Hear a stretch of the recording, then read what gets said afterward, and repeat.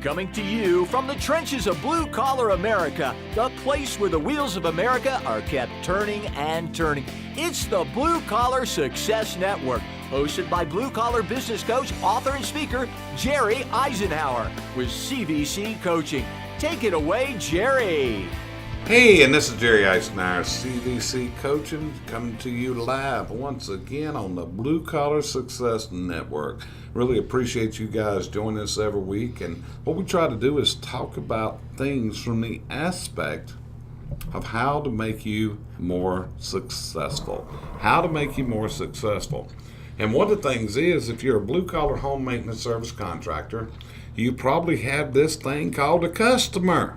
And a customer, for some reason, is who we depend on, because if we have a happy and enthused customer, guess what? They pay us for our work.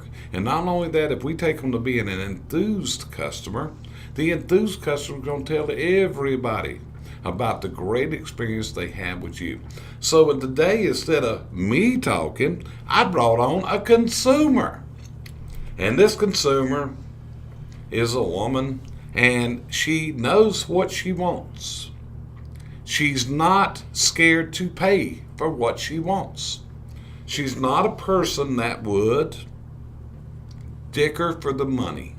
She's not going to try to get the contractor to say, hey, can you do it for a little less?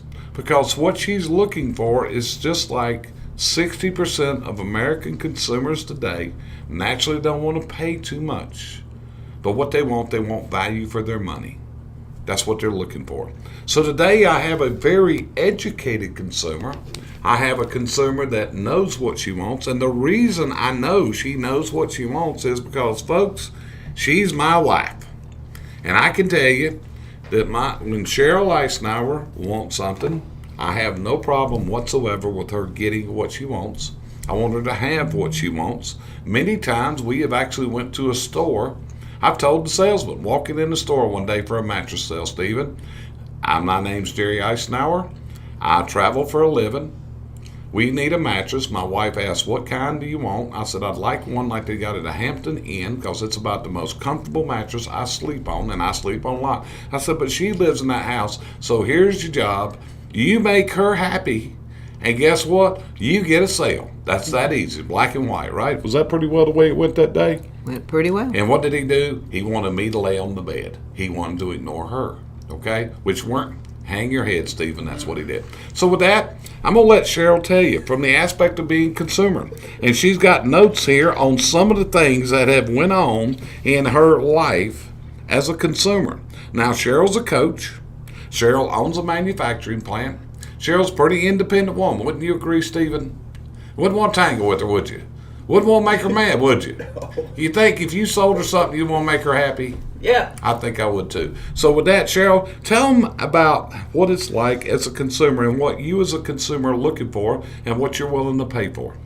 Well, as me, I'm a female, which automatically puts you in the we really don't care bracket when you're coming out to my house, or just like when you did the mattress. He didn't care whether I laid on the mattress or not. He wanted you to do it. What he didn't realize, it was my credit card. Not a problem. But anyway, he was just one of the people that really screwed up. I mean, we got the mattress, but it was only because it was a forced sale. But I wish there were more people that were in business that would realize, number one, that the customer's important, and also, coming from my aspect, that the female part of the customer's important. Because to be honest, she's the one that's at home.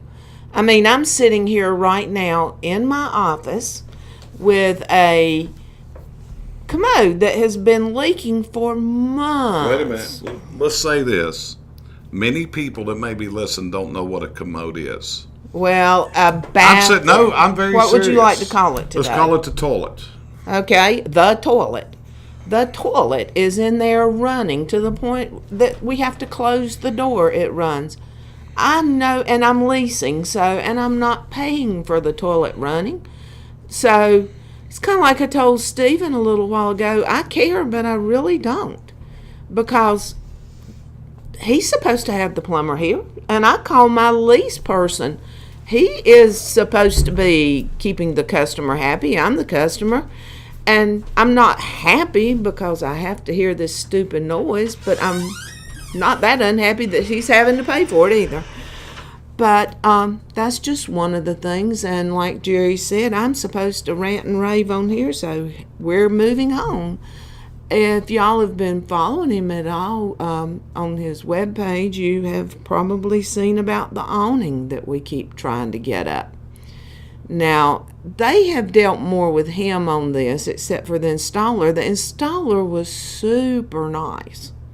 The salesman screwed up.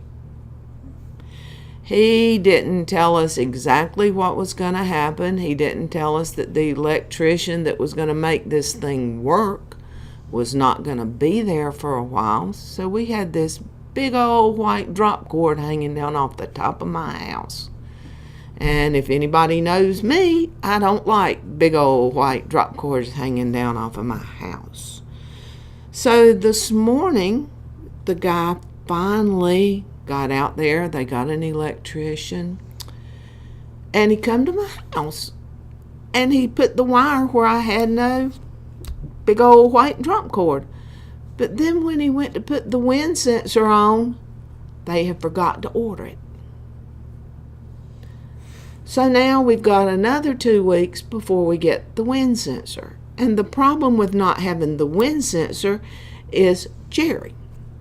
And the reason Jerry's a problem with the wind sensor is that if the wind comes up, he might be busy and not pay attention. And we're going to roll this nice old awning flat back on top of the house. So wind sensor's not on. Trial number 2. And we go on. Now we've got a problem with the state. The state worked on our road. And after they worked on our road, they diverted the water down through my yard. Not only is it diverted down through my yard, it comes at a high rate of speed. And it cuts a streak out. Now, if it was a nice straight ditch, I might be a little nicer about this. But it looks like somebody was on some really bad drugs when they cut it.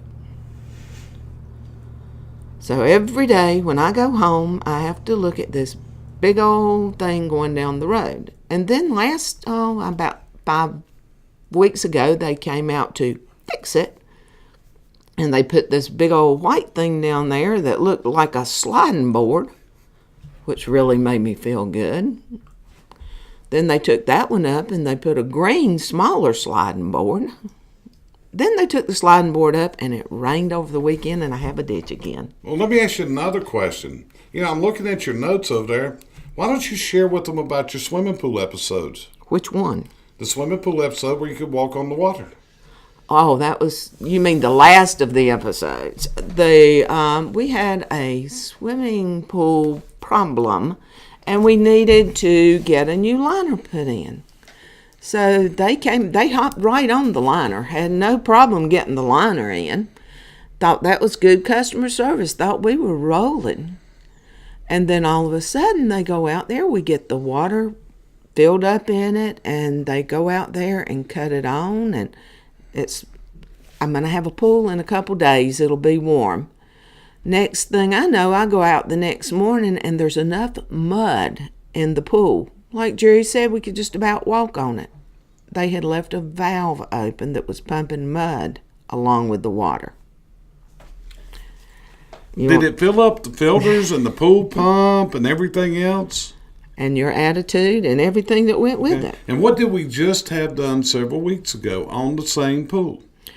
They fixed the sand filter after they screwed it up with the mud. Yeah. The only problem is they didn't fix the sand filter, so when they cut the pump back on, it filled the pool up with sand. So are you an enthused customer of any of these companies so far? You went through plumber, you got pool, and I see you got another one we're going up in a minute. Are you an enthused customer at this point? Do I sound like one? Don't sound like. So you're not giving any good reviews? Not today. Not today. So have you talked about your awning? Yes. You've talked about the awning. And the only thing out of that was the installer was super. The installer was super. He was. Very, very much so. In fact, he follows us on Facebook. Didn't he give him a copy of some books and all that? Did. The guy's really trying to learn. So there it is. See, this is what you got to do. It's like she's not overly picky. She just wants what she pays for. Well, it's not so much being picky. It's that it caused more problems than they fixed. Yep. How you like to color your deck? Well, that was another whole story. They painted it the wrong color. So after I hung wallpaper for 22 years, and so I'm a real big color freak. So long story, it's still the wrong color because it's 2,800 square feet and nobody's going to redo it. I hear you. So let me ask you a question. Whenever you talk to a contractor in this day and time, do you have a perceived risk in your mind? Completely. You have a perceived risk. And the perceived risk may not be that contractor. It's what has happened in the past that's affecting your judgment for future sales, right? Yeah, and the bad part about it, that's only come in the last couple of years because it seemed like years ago you got better customer service. And I agree with that. So what we're going to do is, on the next session that we talk about, in the next podcast we do, we're going to talk about that perceived risk. You've just heard a consumer tell you what her concerns are as a consumer. Now, you run a business. Do you try to avoid any type of customer complaints? I do it every chance I get, and I do it immediately. I do. If there is a complaint, I'm really proud to say we don't have many. But the few we do have, I try to take care of them immediately. I don't sit and hold the phone for weeks before I call them. Okay.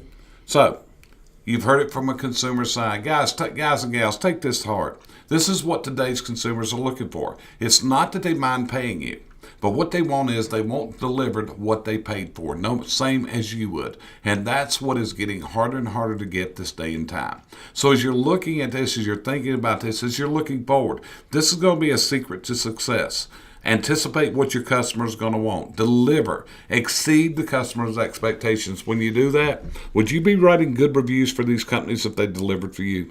I will always write a good review. I find it hard to write a bad review because I just talk to people. But I don't like putting a bad review on a company, but there is a point where it will happen. I hear you. So anyway, this is Jerry, CVC Coaching, Blue Collar Success Network. Hope you've enjoyed our podcast. Let us know what subjects we cover for you. And also, Cheryl, you wrote some books. Let's tell them about some of your books that are on Amazon. Wrote I'm Glad I Did. It's on Amazon under my name. I wrote a composite book on a Dare to Be Difference Maker number 7. I did it under Michelle Prince. There's 16 of us that went together. I have 2 more. One should come out within the next couple months and another one a couple months after that. So, that's what we do. Why do we write books? We write books to share what we know with other people. It's part of our legacy in trying to help other people and where they're getting ready to go, right? So, go to Amazon, search Cheryl Eisenhower. That's with an S. Find the book she's written. Search mine, Jerry Eisenhower. I've got 3 up now. I got 2 more coming this year. That's going to be a big thing for us as far as that. And that's how we're sharing what we know and trying to help people reach their dreams. So look us up on Amazon. Look us up on our website, cvccoaching.com. Let us know how we can help you reach your business dreams. Life is too short to be unhappy. Make yourself happy. Do what makes you happy. And with that, I bid you farewell. Talk to you next time. Thanks for joining us here at the Blue Collar Success Network, sponsored by CVC Coaching and hosted each week by coach, speaker, and author Jerry Eisenhower. For more information on the services provided by Jerry and CVC Coaching, look them up at cvccoaching.com. Our mission here at Blue Collar Success Network is to help blue-collar pros like you turn your business dreams into your business realities. Let's talk.